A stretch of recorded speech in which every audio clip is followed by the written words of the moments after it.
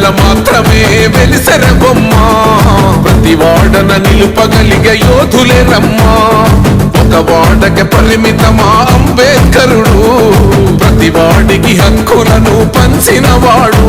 తను రాసిండు రాజ్యాంగం దేశం కోసం తను చేసిండు పోరాటం అందరి కోసం తను రాసిండు రాజ్యాంగం దేశం కోసం తను చేసిండు పోరాటం అందరి కోసం చీకటిని తరిమేసి వెలుగైనాడు